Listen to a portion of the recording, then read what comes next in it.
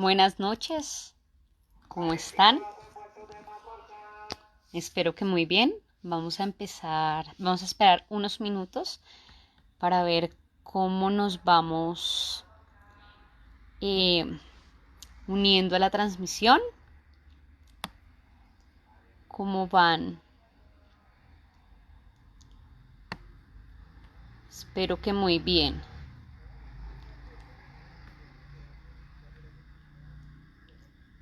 Vamos a esperar unos minuticos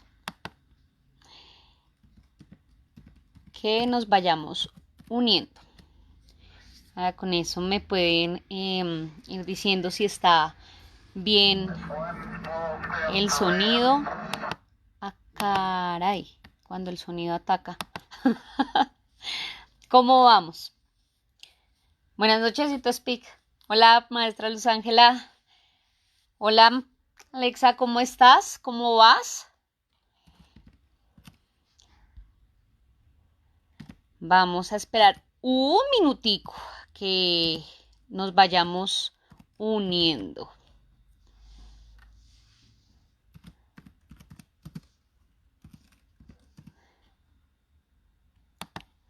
¿Cómo van? Cuéntenme, ¿cómo va todo? Espero que muy bien. Espero que todo vaya muy bien para todos, que esta semana que va empezando sea una semana muy tranquila y muy productiva para la mayoría de ustedes, sino para todos. Y vamos a ir empezando a ponernos en contexto. El día de hoy nos vamos a ir para el Japón. Hemos leído mucha literatura occidental, pero bueno, no habíamos ido a Oriente. Hoy nos llegó la oportunidad de ver otro tipo de narrativa, aun cuando esto hace parte del terror gótico.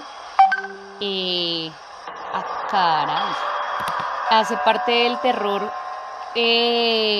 gótico, pues es otro tipo de narrativa y es otro tipo de terror, y hoy vamos a descubrir esas diferencias maravillosas. Maestra, buenas noches. No soy muy buena para el japonés, la verdad. Bueno, el día de hoy vamos a abordar un libro que se llama Haiki, cuentos de terror y locura. Este libro es una compilación de cuentos de terror, de suspenso, que se llama Haiki. Haiki es una palabra que no tiene traducción exacta, sino que se utiliza para hablar de todo aquello que es de suspenso, que es misterioso,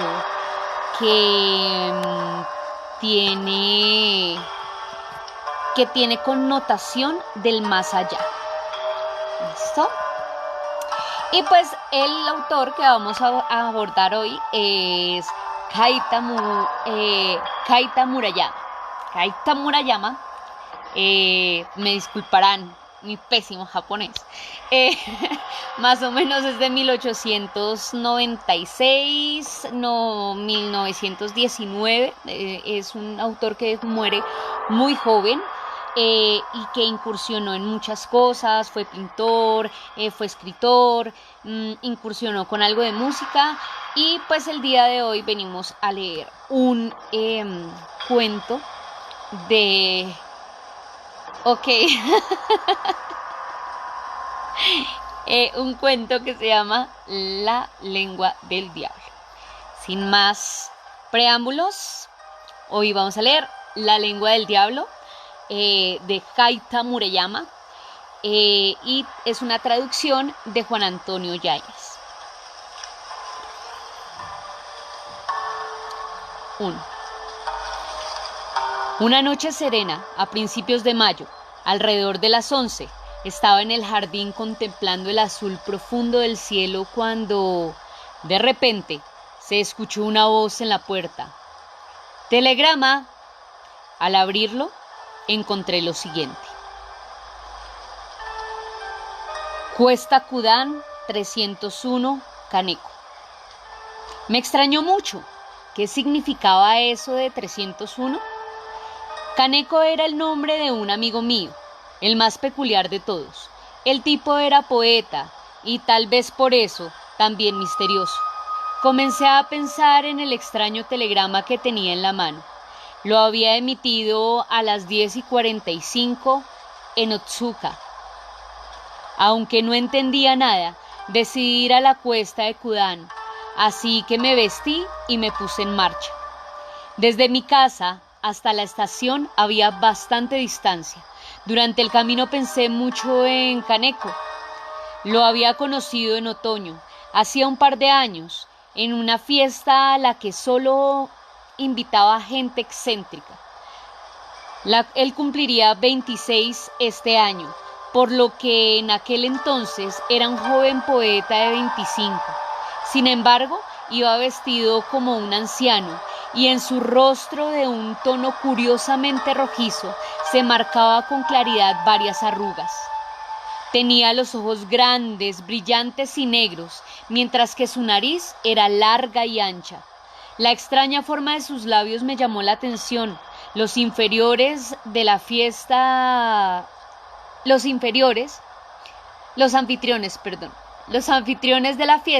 era gente inusual y por esa misma razón sus invitados eran también bichos raros. Si alguien normal los hubiera visto, seguramente le habría parecido una horda de demonios.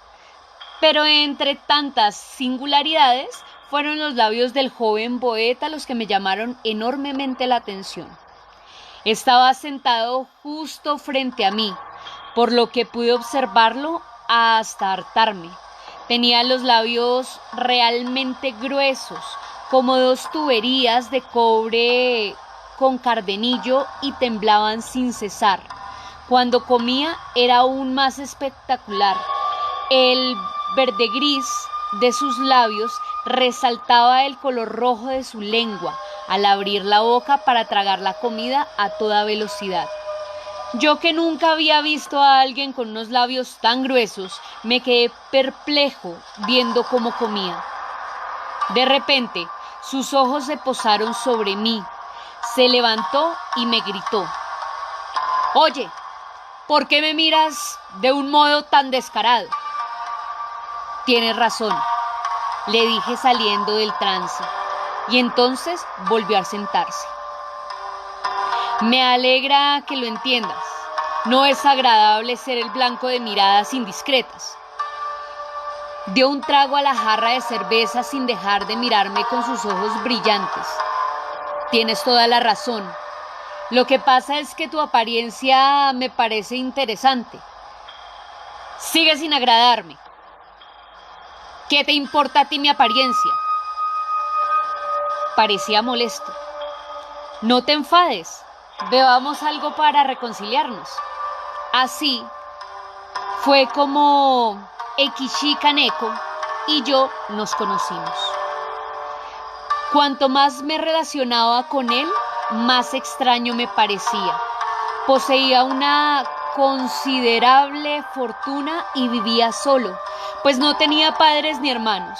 Se había matriculado en distintas universidades, pero ninguna fue de su completo agrado.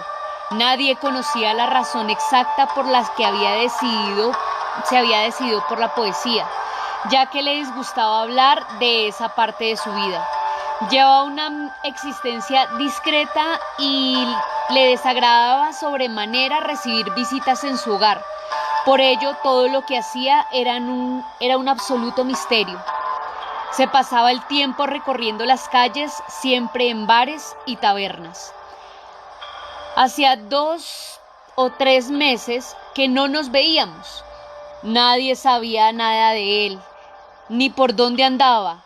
y aunque yo había logrado intimar con él y me había ganado su confianza, lo único que sabía de Kaneko es que era un personaje misterioso y excéntrico. 2.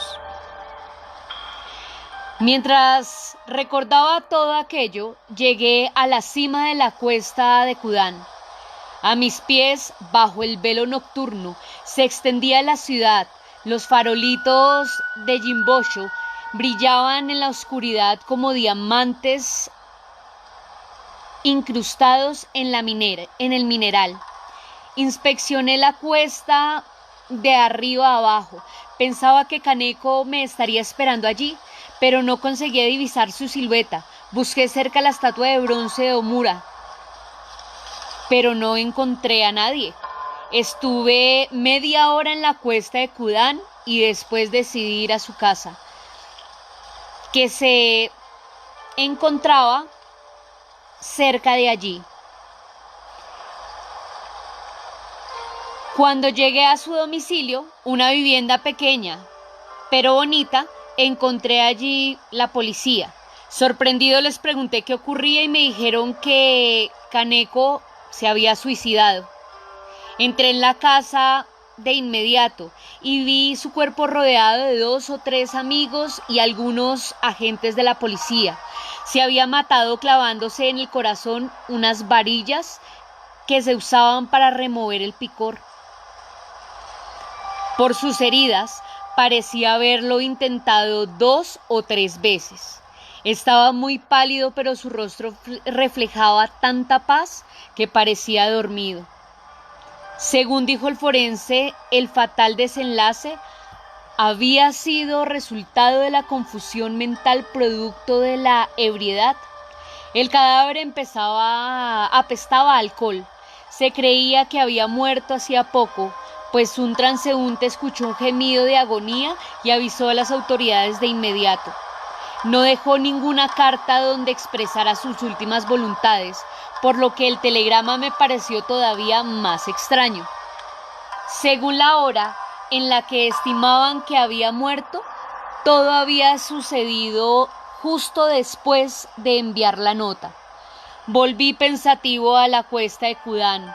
¿Qué significaba el número 301? ¿Qué tenía que ver con la cuesta? Miré a mi alrededor, pero no encontré nada. De pronto, caí en la cuenta. En el perímetro de la cuesta de Kudan solo había una cosa con números superiores al 300, las tapas de piedra que cubrían el canal que corría a ambos lados de la pendiente. Empecé a examinar el lado derecho desde arriba y bajé mientras contaba los números. Revisé bien la tapa 301, pero no encontré nada extraño, así que empecé a contar desde abajo. Había 310 tapas en total. La 10ª desde arriba sería la que buscaba. Volví a subir corriendo y revisé bien la tapa 301. Entre la 10ª y la 11ª se veía algo negro. Al sacarlo, descubrí que se trataba de un sobre de papel cerrado negro. Esto es, me dije y volví volando a casa. En el interior había un documento de portada negra. Cuando leí descubrí al verdadero Eikichi Kaneko por primera vez y era un ser verdaderamente espeluznante. No era humano sino un demonio, grité. Mis queridos lectores, incluso ahora, al verlos el contenido de aquel documento sigo sintiendo un profundo horror y a continuación os presento el texto íntegro. 3. Estimado amigo, he decidido morir. He afilado la varilla de hierro del brasero para clavármela en el corazón. Cuando leas esto, mi vida ya habrá terminado. En esta carta descubrirás que el poeta que elegiste como amigo era un malhechor, excepcionalmente horrible, y que sentirás vergüenza e ira por haberme entregado tu confianza. Sin embargo, si te es posible, compadécete de mí, pues soy un digno de lástima Te contaré ahora mi oscuro pasado sin esconder nada. No soy oriundo de Tokio. Nací y crecí en un pueblo en las montañas de Ida. Mi familia se había dedicado durante varias generaciones al comercio de madera y nuestro negocio era de los más prósperos de la región. Mi padre era una persona frugal y respetable, pero tenía un amante, una geisha de Nagoya con quien engendró un hijo. Ese hijo fui yo. Cuando nací, su esposa, es decir, mi madrastra, ya tenía otro hijo. Sé que resulta inmoral, pero mi padre obligó a convivir a su esposa y a su amante, así que sus hijos también crecimos juntos. Cuando cumplí 12 años, mi madrastra tenía ya 4 hijos, y en abril de ese mismo año nació otro más. Ese hermano mío se convirtió en el centro de todos los rumores del pueblo, ya que había nacido con algunas características extrañas y tenía una mancha dorada en forma de luna creciente en la planta del pie derecho. Un día, un adivino que vio al niño nos dijo: este niño tendrá una muerte horrible. Ahora que lo pienso, esta predicción resultó ser terriblemente cierta. En mi corazón infantil, aquella luna creciente también provoca una sensación extraña. Además, aquel año había sido difícil para mí, pues mi padre había muerto en octubre y de forma repentina. En su testamento nos otorgaba a mí y a mi madre 10.000 yenes y declaraba disuelta la relación familiar. El primogénito, que tenía 3 años más que yo, heredó la casa. Mi padre era una persona amable que siempre se había preocupado por mi bienestar y el de mi madre, pero en relación con mi madrastra era insoportable, frío y distante. Era obvio que, de haber podido, habría maltratado a mi madre, pero eso en cuanto terminó el funeral, cuando terminó el funeral, nos vinimos a Tokio. Jamás mi madre. Por eso, jamás regresamos al pueblo, ni volvimos a saber nada más de mi familia. Hemos vivido siempre de los intereses que nos reportaban esos 10.000 yenes en el banco, pues mi madre era una mujer inteligente y modesta que nunca movió ninguno de sus vicios por los que son conocidas las geishas. Ella murió cuando yo tenía 18 años. Desde entonces he vivido solo buscándome la vida con la poesía. Esta es, a grandes trazos, mi historia. Y bajo su sombra me ha perseguido siempre una vida horrorosa que te contaré a continuación. Ya desde pequeño fui un niño peculiar. Nunca fui revoltoso como el resto de los muchachos. Era callado, me gustaba estar solo y no quería jugar con los demás. Subía a la montaña que me detenía a la sombra de una roca y me abstraía viendo a las nubes cruzar el cielo. Aquel hábito romántico se convirtió en un vicio con el paso de los años, y 2 años antes de marcharnos se convirtió en un vicio que perduraría toda la vida. Padecí de una extraña enfermedad. Sufría una comezón horrible en la espalda que me hizo perder la vitalidad. No podía caminar erguido y siempre estaba encorvado. Estaba pálido y cada vez más escuálido. Mi madre estaba muy preocupada y probó muchos tratamientos diferentes durante aquella época de sufrimiento. Descubrí algo extraño. Me apetecía comer cosas fuera de lo común. Primero me dieron unas ganas enormes de comerme la cal de las piedras, así que lo hacía a escondidas. Estaba realmente sabrosa. Me gustaba especialmente la del almacén de mi casa. Pues tanto comí que terminé haciendo un agujero en la gruesa pared. De este modo, empecé a albergar un profundo interés por probar cosas inimaginables, y de hecho, de estar siempre solo resultaba muy conveniente para cumplir mis deseos. Comí varias babosas de tierra, también ranas y culebras, aunque este era un bocado común en la región. Comí larvas que sacaba de la tierra del jardín trasero. En primavera degustaba orugas venenosas de varios colores, doradas, moradas y verdes. Estas últimas emitían un olor pestilente que de forma extraña satisfacían mi apetito. En una ocasión me encontraron con los labios hinchados porque me había picado una oruga. Engullía cualquier cosa, pero nunca me intoxiqué con nada. Parecía que mi insólito vicio iría a más, pero me fui a Tokio con mi madre y al adaptarme a la vida urbana, la costumbre desapareció. 4. Mi madre murió en invierno en el que cumplí 18 años. Lo pasé muy mal, estaba muy triste y me pasaba el día llorando. Físicamente era débil y para rematar sufrí una crisis nerviosa. Mi salud decayó por completo. Parecía un fantasma y había vuelto a enfermar de la columna, como cuando era niño. Pensé que no me venía bien estar en Tokio, así que me dejé la universidad para mudarme a Kamakura. Allí estuve algún tiempo y después fui a otro lado, a Enoshima y otros lugares. Paseaba por la playa y me bañaba en el mar. Esa era mi vida. Mi cuerpo cambió paulatinamente. Alejarme del ajetreo de la ciudad y vivir sin presiones rodeado de hermosas playas me hizo sanar física y mentalmente. Volví a mi estado natural. Mi corazón infantil que tanto había disfrutado en la soledad de las montañas de Ida despertó nuevamente. Un día al atardecer me puse a pensar en lo insípida que me resultaba últimamente la comida. Me hospedaba en una buena posada, pero los alimentos me parecían desabridos. Además, después de bañarme en el mar, siempre llegaba con hambre.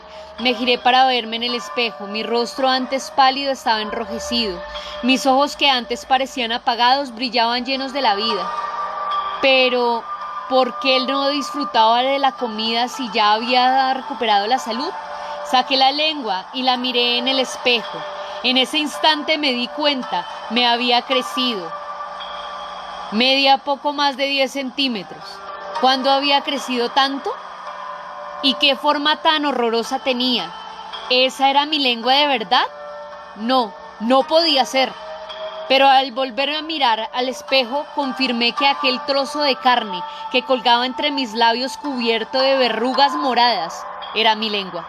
Además, al mirarla bien, descubrí con sorpresa que lo que parecían verrugas era en realidad agujas. Una superficie de mi lengua estaba cubierta de una especie de púas, como la lengua de un gato. La toqué con el dedo y si estaba dura y pinchaban. ¿Cómo era posible algo tan extraño? Lo que más me sorprendió fue que en el espejo se veía claramente el rostro de un demonio rojo. Era una cara horrible. Tenía unos ojos grandes que brillaban con energía. Aquello me sorprendió tanto que me quedé petrificado y de repente escuché hablar al demonio del espejo. Tu lengua es la lengua del diablo, una lengua a la que solo satisface aquella comida digna de un diablo. Come, come de todo, encuentra aquello que sacia al diablo. Si no lo haces, tu apetito jamás quedará satisfecho. Tras pensarlo, llegué a la conclusión. Ya no tengo nada que perder. Saborearé con esa lengua cualquier alimento y descubriré cuál es la dichosa comida del diablo. Mi lengua se había convertido en la lengua del diablo y esa era la razón por la que todo me sabía insípido. Un mundo completamente nuevo se desplegó entonces frente a mí. De inmediato dejé la posada donde me hospedaba y alquilé una casa deshabitada en un pueblo solitario en el extremo de la península de Izu. Allí empecé una extraña vida llena de comida extraordinaria. Era cierto que la comida normal no proporcionaba ningún estímulo a mi nueva lengua. por lo que me vi en la necesidad de buscar comida específica para mí. Durante los 2 meses que viví en aquella casa comí tierra, papel, lagartijas, sapos, sanguijuelas, salamandras, serpientes y también medusas y peces globo. Comía las verduras después de que se pudrieran, y su olor y su color me hacían sentirme genial. Ese tipo de comida era el que me satisfacía. 2 meses después, mi sangre comenzó a tener un tono extraño, entre verde y rojo. Sentía que mi cuerpo entero estaba a punto de alcanzar la eternidad, y entonces se me ocurrió algo. ¿A qué sabrá la carne humana? Empecé a pensar. Me sentí horrorizado al planteármelo, pero desde ese momento no conseguí quitármelo de la cabeza. Quiero comer carne humana. Eso ocurrió justamente el enero del año pasado. 5. Desde ese momento ya no puedo dormir. Ya no pude dormir, soñaba con carne humana, me temblaban los labios y mi gruesa lengua se arrastraba como una serpiente en el interior de mi boca babeante. Me daba miedo toda aquella energía que surgía de mis deseos, así que intenté controlarlos. Sin embargo, el diablo de mi lengua me gritaba: «Por fin has encontrado el mayor de los manjares de este mundo. Sé valiente.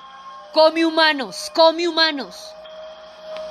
Desde el espejo, el diablo me miraba con una enorme sonrisa y mi lengua era cada vez más grande y sus agujas brillaban con mayor intensidad. Cerré los ojos. No, nunca comeré carne humana. No soy un aborigen del Congo. Soy un japonés, soy un buen japonés. Sin embargo, el diablo se burlaba de mí. Para terminar con ese miedo insoportable, no tuve otra opción que mantenerme continuamente borracho. Me pasaba el día en los bares intentando huir de ese deseo, aunque fuera por un instante. Pero el destino no mostró piedad conmigo. Nunca olvidaré la noche del 5 de febrero del año pasado. Volvía de Asakura, completamente borracho. Estaba nublado y la oscuridad lo cubría todo, impidiéndome ver más allá de mis narices. Mientras buscaba la luz de las farolas, sin darme cuenta, me equivoqué de camino. Escuché el estruendo de una locomotora y me percaté que estaba junto a las vías de la estación Napori. Las crucé y subí la cuesta. Entonces, al entrar en el cementerio de Nipi, me caí. Cuando abrí los ojos, seguía siendo de noche. Encendí una cerilla y vi en mi reloj que era la 1:30 de la madrugada. Ya casi se me había pasado la borrachera, así que empecé a caminar por el cementerio. De repente uno de mis pies se hundió en la tierra. Encendí otra cerilla y descubrí con sorpresa que aquel era un cementerio comunal y que había hundido el pie en un montículo de tierra reciente. En ese momento se me ocurrió una idea horrorosa. Sin ser consciente de ello, busqué una pala y empecé a excavar en el montículo. Cavé sin cesar, como un loco, y al fin conseguí escarbando con las uñas. En poco menos de 1 hora, mi mano tocó algo de madera. Era un ataúd. Le quité la tierra y rompí la tapa de golpes. Entonces eché un vistazo al interior encendiendo una cerilla. Ni antes ni después de ese momento tuve una sensación tan horrorosa. La débil luz del fósforo alumbraba la cara pálida y azulada de una mujer muerta.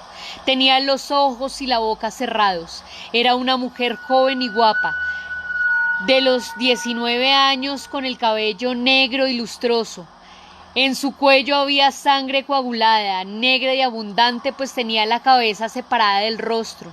También le habían cortado los brazos y las piernas que había metido en el ataúd de cualquier manera.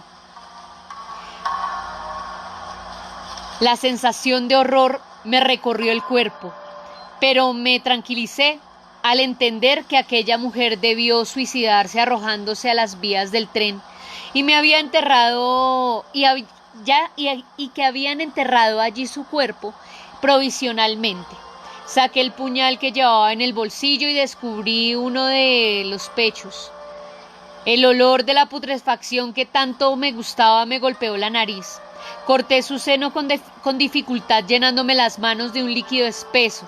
Después le corté una mejilla. Al terminar, me asaltó un enorme temor. ¿Qué demonios pretendes hacer?, me gritó mi conciencia. Sin embargo, guardé bien en el pañuelo los pedazos de carne que había cortado y cerré el ataúd.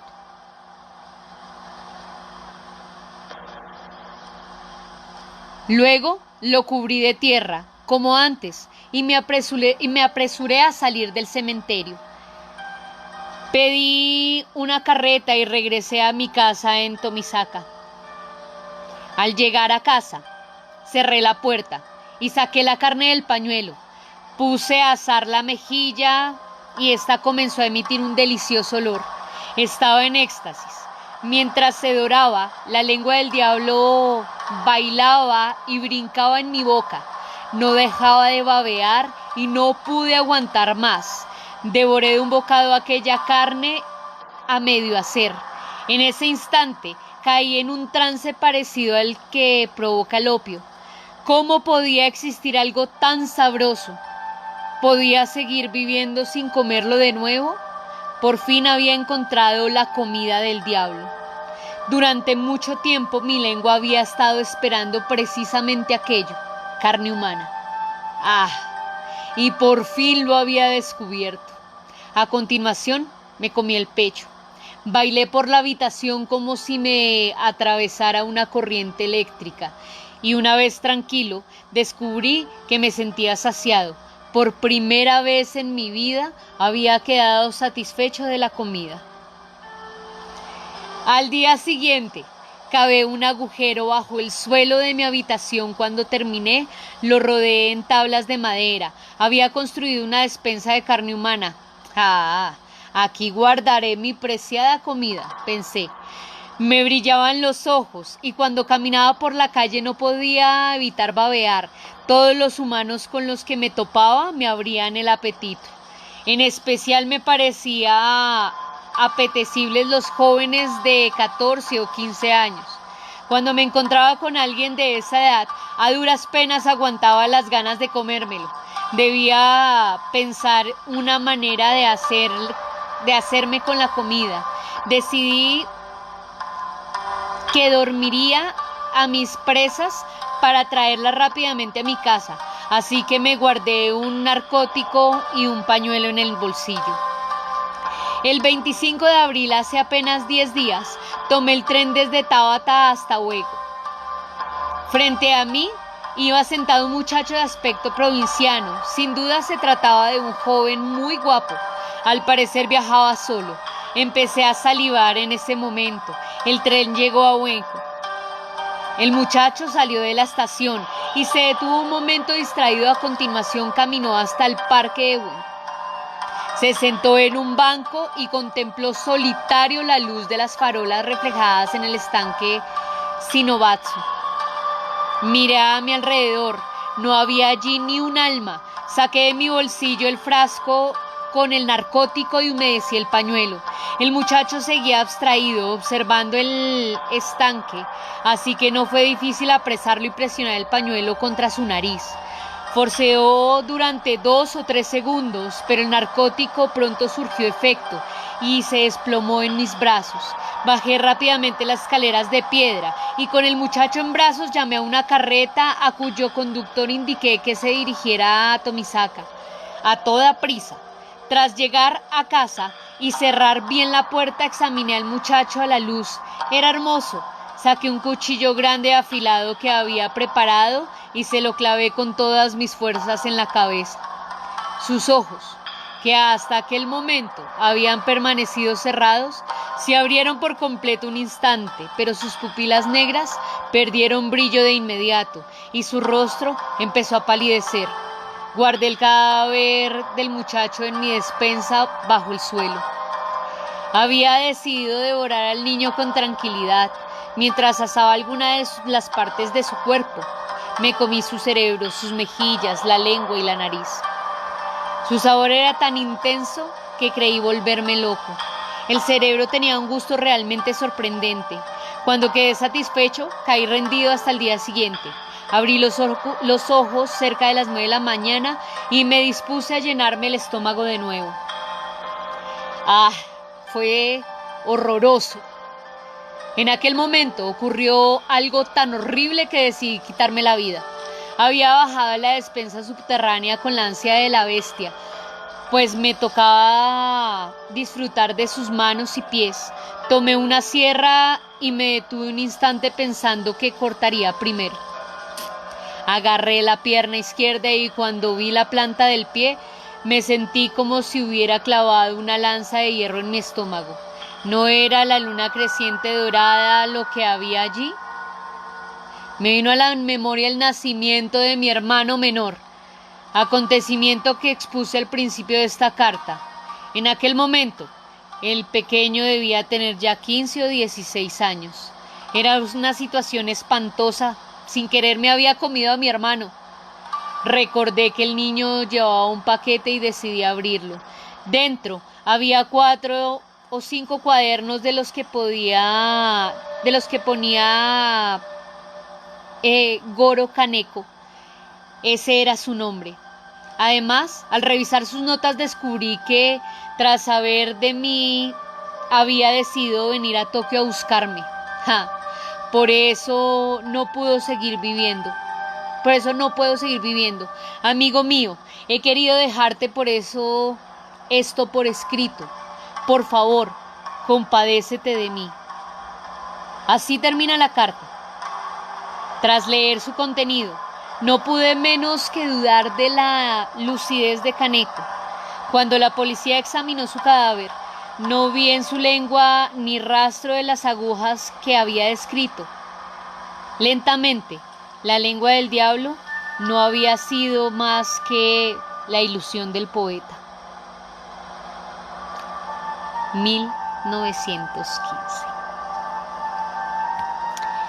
Bueno, esta es otra narrativa. Hoy estuvimos un poco escatológicos, sangrientos. Comer carne humana. Esperemos que no nos toque llegar a ello. Bueno, y hasta aquí vamos el día de hoy. Mañana nos encontraremos con otro cuento. Espero que lo hayan disfrutado. Una narrativa de otro estilo. ¿Y qué tal quedó su apetito para esta noche, maestro espejo? Espero que tengan una feliz noche y una apetitosa cena. Nos vemos mañana.